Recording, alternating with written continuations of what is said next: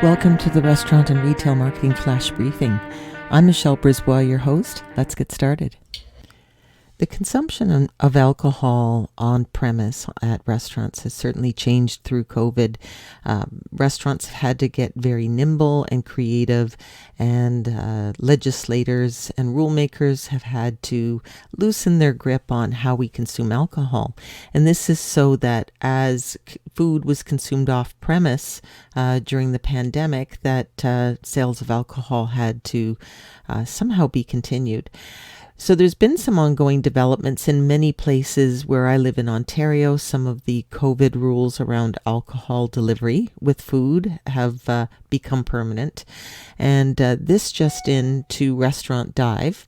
New York State Senate and Assembly has passed a budget deal recently that makes the sale of delivery of to-go cocktails legal for 3 years.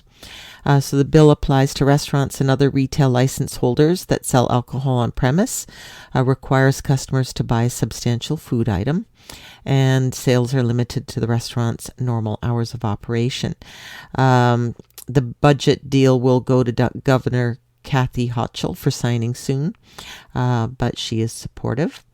And so it includes other restrictions. To-go alcoholic drinks must be sold in a container with a secure lid, so you can't break the seal.